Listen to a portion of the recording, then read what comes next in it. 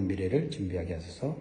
자, 우리 기도하는 마음으로 우리 한번 따라 하시겠습니다. 말세에 성령의 충만함을 받게 하시고 영원한 미래를 준비하게 하소서. 아멘. 오늘 비가 오는 가운데서도 기도의 자리에 나오신 여러분들에게 주님의 크신 은혜와 평강이 넘치기를 축복합니다. 성령의 충만을 받은 사람은 예전과는 다른 모습으로 변화되기 시작합니다. 성령의 충만함을 받은 사람은 먼저 생각이 달라져요. 가치관이 달라지고 삶의 기준이 달라집니다. 그리고 말과 행동이 달라지기 시작합니다. 그 예가 바로 베드로예요. 오순절날 성령의 충만함을 받은 베드로 사도는 예전과는 비교할 수 없는 다른 사람으로 변화했습니다. 베드로는 어떤 사람입니까? 예수님의 수제자였지만은 예수님이 십자가에 못 박혀 돌아가시는 그 밤에 예수님을 3번이나 부인하고 저주까지 하였습니다. 왜요? 두려움 때문이에요. 믿음이 흔들렸기 때문이죠. 그리고 삶의 목표가 잘못되었기 때문이에요. 그러나 바람과 같은, 불과 같은 강력한 성령의 충만함을 받자 그의 마음은 담대해졌어요. 그의 믿음은 견고해졌습니다. 그리고 성령의 지혜와 권능이 그에게 임했습니다. 그러니까 사람은 노력해서 변하는 게 아니에요. 성령이 임할 때 성령이 변화시켜주는 줄 믿습니다. 어느 정도 내가 성품적으로, 인격적으로 노력해서 변할 수 있는 부분이 있지만 한계가 있어요. 성령이 임해서 성령이 지배하는 사람이 될 때 성령의 사람이 되고 성령의 지혜와 능력으로 놀라운 삶을 살게 되는 줄 믿습니다. 그래서 베드로는 지금 성령을 받고 많은 사람들이 모여있는 예루살렘에서 담대하게 예수 그리스도의 복음을 전하고 있어요. 당연한 듯 보이지만 사실 베드로의 이전의 모습을 보면 당연한 것이 아닙니다. 예전에 사람들이 두려워서 문을 닫고 숨어있던 베드로와는 완전히 다른 모습이죠. 뭐 때문일까요? 예수의 부활을 보았기 때문이고 그리고 성령을 받았기 때문이에요. 이 두 가지 사실이 우리의 신앙과 삶을 변화시켜요. 예수의 부활을 믿는 것, 성령을 받는 것. 14절 보세요. 베드로가 11사도와 함께 서서 소리를 높여 이르되 유대인들과 예루살렘에 사는 모든 사람들아 이 일을 너희로 알게 할 것이니 내 말에 귀를 기울이라.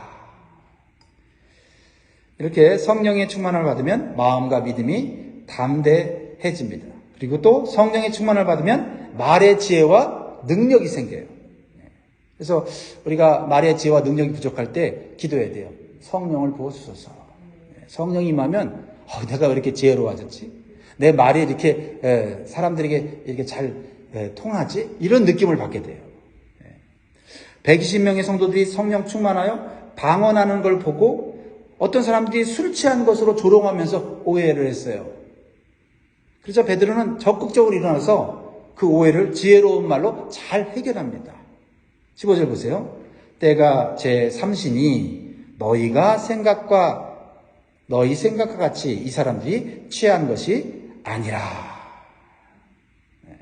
베드로가 이렇게 담대하게 지혜롭게 말을 해요. 예전의 모습과는 달라요. 때가 제3시라는 것은 오전 9시.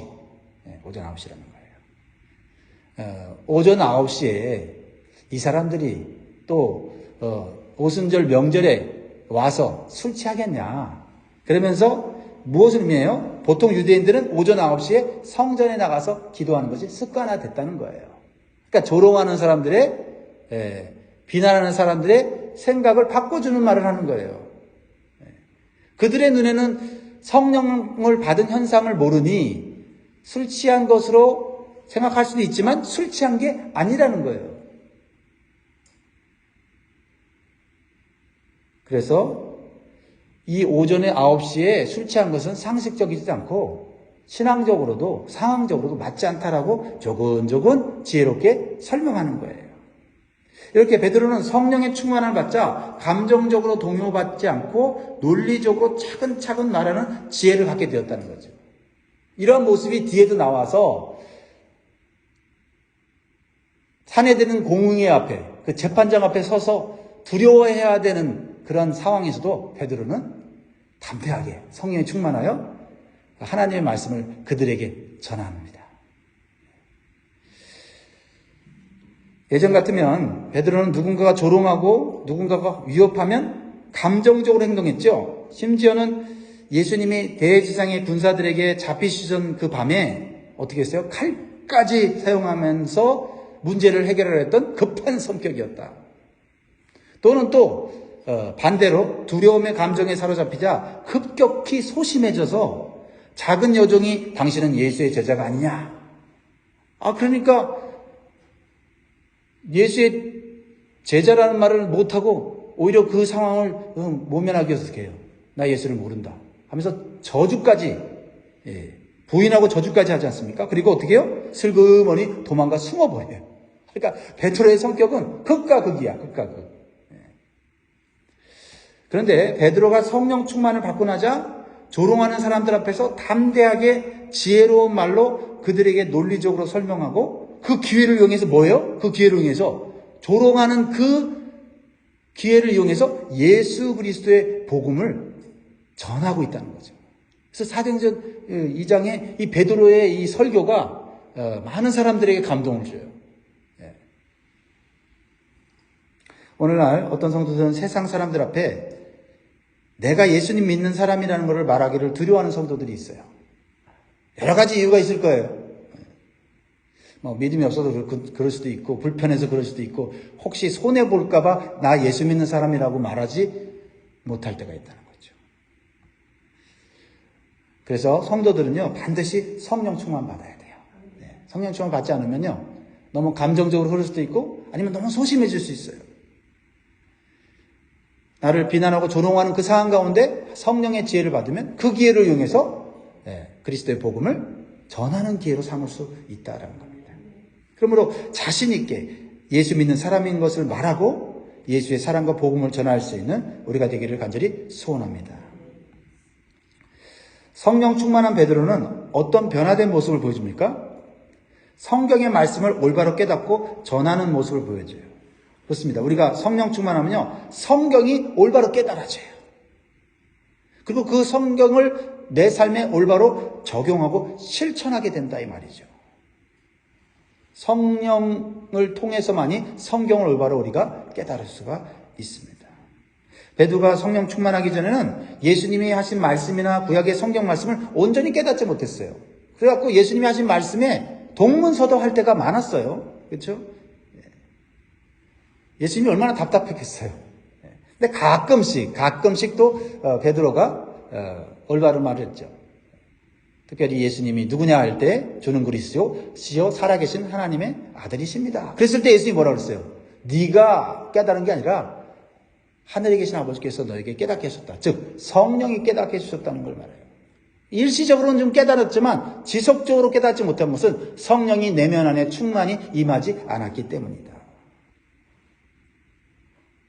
무엇보다도 베드로는 예수님 믿고 따라가는 이유가 세상적으로 형통한 삶을 목표로 삼았기 때문이에요. 영적인 삶의 목적을 알지 못했다는 거죠. 그래서 예수님께서 십자가에서 죽어야 한다고 했을 때 이해하지 못하고 적극적으로 반대를 한 거예요. 육신의 사람이 된 겁니다. 그런데 성령이 강하게 임하자 모든 성경의 가르침이 깨달아지고 예수님의 가르침과 삶이 죽으심과 부활하심이 무엇을 의미하는지를 영적으로 확 깨달아 알았다 이 말이죠. 특히 오늘 본문에서는요, 성경 요엘서에 나타난 말씀이 오순절 성령 강림과 그리고 말세 현상을 보여주는 것임을 영적으로 깨달아서 전해요. 자, 16절 보겠습니다. 이는 곧 선지자 요엘을 통하여 말씀하신 것이니 일러스되 17절 하나님이 말씀하시기를 말세에 내가 내 영을 모든 육체에 부어주리니 너의 자녀들은 예언할 것이요 너의 젊은이들은 환상을 보고 너의 늙은이들은 꿈을 꾸리라. 요엘 선지자가 말세에 일어날 구원과 또 말세에 일어날 현상에 대해서 미리 예언했어요. 그런데 베드로가 성령을 받고 나니까 이 말씀을 더 환하게, 더 깊게 깨달은 거예요. 자, 요해수를 통해서 말세에 내가 내 영을 모든 육체에 부어준다는 말씀을 전하죠. 이것은 무슨 말씀이에요? 이것은 예수님께서 부활하시고 승천하시면서 약속하신 성령을 모든 사람에게 부어주신다는 거예요. 모든 사람에게 보내주신다는 거예요. 이미 구약성경에서 요엘 선지자를 통해서 예언한 것이 오순절 날에 오늘 성취됐다고 담대하게 지금 전하고 있는 거예요. 확신이 있으니까 전하는 거죠. 그래서 지금 성령 충만하여 방언하는 사람들은 술 취한 것이 아니라 성경의 예언이 성취된 것임을 말하고 있는 거예요. 이렇게 베드로는 구약 성경을 정확하게 해석하고 말씀을 듣는 자들에게 올바로 깨닫게 해주고 있는 거예요. 베드로의 능력이 아니에요. 베드로가 갑자기 어디 학교를 다니거나 뭐 성경 공부를 막 열심히 해서 한 게 아니라 성령이 임하니까 모든 말씀이 꿰뚫어지고 모든 말씀이 깨달아지더라라는 거예요. 이 요에서의 말씀은 오늘 우리에게 어떤 교훈을 줍니까? 몇 가지 살펴보기를 원하고 우리가 그 말씀을 마음에 새기기 원합니다. 첫 번째로 성령을 사모하는 모든 사람들에게 하나님은 성령을 부어주시기를 원한다는 거예요. 그런데 나이와 상관없이 성령은 임한다라는 것을 보여주고 있어요. 성령이 임하면 자녀들은 뭐 한다고요? 예언한다고 했어요. 예언한다. 이것은 뭘 의미해요? 아이들도 성령이 임하면 하나님의 말씀과 뜻을 깨닫게 된다라는 거예요. 하나님의 말씀은 영적인 말씀이기 때문에 나이가 많다고 공부 많이 했다고 깨달아진 거 아니라 성령이 임하면 어린아이들도 말씀이 깨달아지고 그 말씀의 뜻을 알아서 하나님이 기뻐하시는 삶을 살게 된다. 이게 어린 자녀들이 예언한다는 뜻이에요. 하나님 말씀은 예언이 들어있어요. 그 말씀을 붙잡고 살면 그 말씀은 죽을 때까지 그 말씀이 역사하는 거예요. 또 성령이 임하면 젊은이들은 환상을 본다고 했어요. 비전입니다. 이것은 젊은이들이 하나님의 비전을 가질 수 있는 것을 말해요. 여러분, 인간의 계획과 꿈과 비전은요, 이루어질 것 같지만 사실 마지막에 가서 다 무너집니다. 그렇죠? 그러나 하나님의 비전은 하나님이 주신 거기 때문에 영원하신 하나님이 주신 비전은 영원히 이루어지는 줄 믿습니다. 우리 젊은이들, 우리 청소년들, 청년들, 우리 젊은 자녀들이 하나님의 비전을 받아야 돼요. 그러면 성령의 충만함을 받아야 된다라는 거죠. 오늘날의 젊은이들을 보세요. 그 어느 때보다도 육신과 세상의 기준을 따라 목표를 살아가고 있어요. 그런데 세상은요, 점점 악해지고 불의와 죄악이 가득해져요. 그러니까 많은 젊은이들이 좌절과 절망 속에 살아가요. 소망이 없는 거예요. 그러니까 어떻게 해요? 나 홀로족이 많이 생기는 거예요. 야, 내 인생 나 혼자 살다가 죽는 게 이 세상에 그래도 가장 좋아 보이는 가치처럼 여겨지는 거예요. 그들에게는 참된 비전이 없습니다. 오직 하나님 안에서 우리 젊은 사람들이 비전을 받아야 돼요. 그러기 위해서는 성령 충만하도록 기도해 줘야 될 줄 믿습니다. 성령이 임하면 늙은이들은 꿈을 꾼다고 말해요. 나이가 들면 사람은요, 점점 꿈이 사라지고 꿈을 꾸지를 않지요. 꿈을 꾼다고 해서 꿈이 이루어지지 않기 때문이에요. 근데 성령이 꿈을 꾸게 한다는 건 뭐예요? 하나님 안에서 소망을 갖게 된다는 거예요.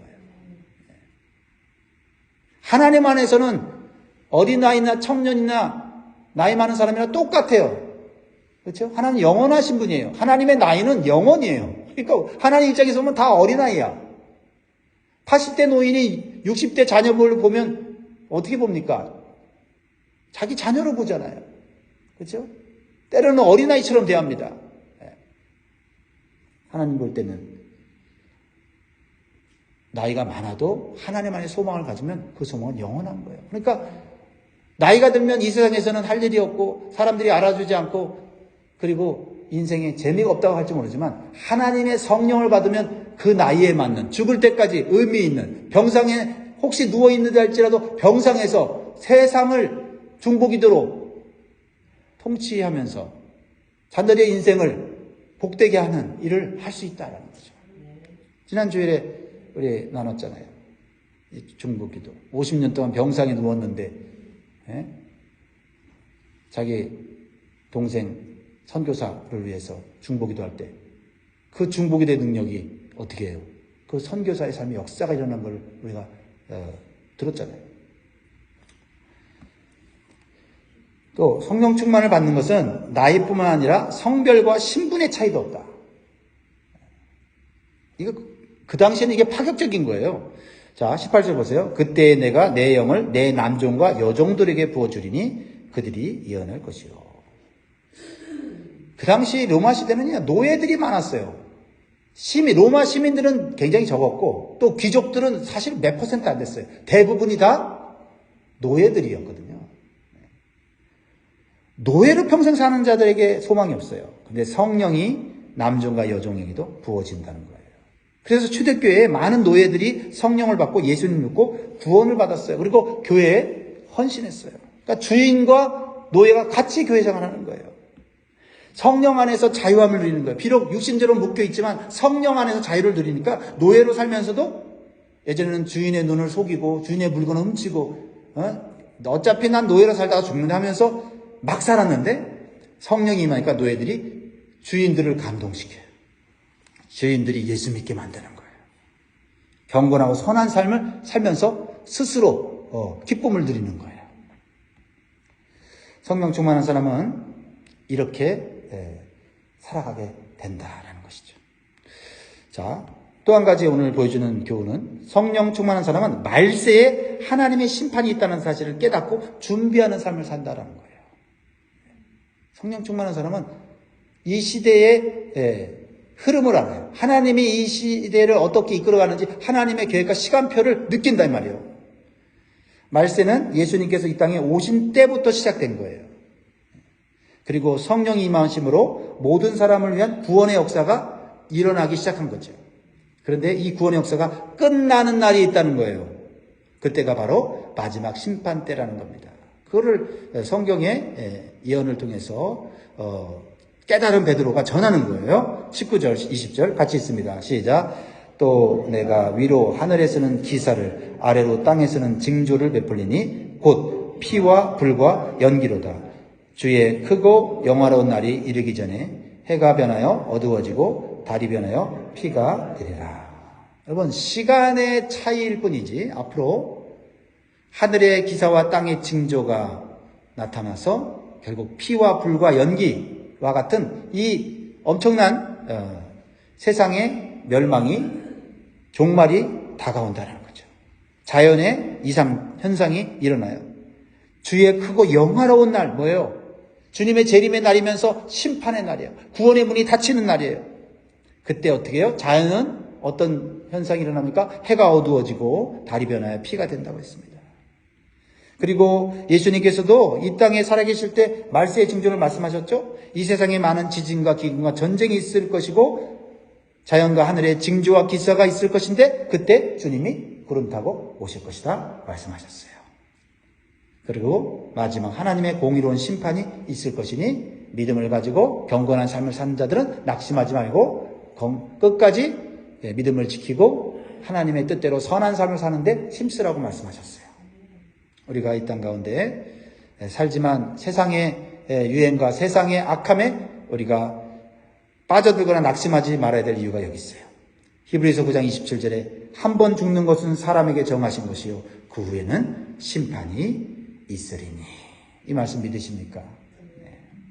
그렇다면 이 세상을 살아가는데 가장 중요하고 지혜로운 삶은 예수의 이름으로 구원받고 천국을 준비하는 삶이에요. 이것이 복음입니다. 그래서 오늘 21절 사도 베드로는 안타까운 마음으로 자기를 조롱하는 사람에게도 그 영혼을 사랑하는 마음으로 전하는 거예요. 뭐예요? 예수 그리스도의 구원입니다. 21절 같이 있습니다. 시작. 누구든지 주의 이름을 부르는 자는 구원을 받으리라 하였느니라. 사랑하는 성도 여러분, 우리는 이 세상을 살아가는 동안에 주 예수의 이름을 믿고 구원받아야 돼요. 이 세상에서만 주어진 기회다. 요엘서에 예언되어 있는 것처럼 오순절날 성령 임함으로 말세가 시작되었고 구원의 역사가 시작되었지만 구원의 문이 닫히는 말세의 끝이 온다는 거예요. 그러므로 말세를 올바로 사는 길은 성령 충만을 받는 것이다.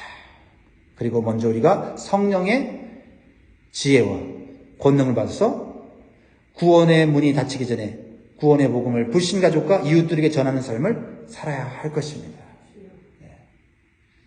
그리고 우리는 성령 충만한 성도의 삶을 끝까지 이루기 위해서는 한 번만 성령 충만 받는 것이 아니라 성령 충만함이 약해졌을 때, 그렇죠?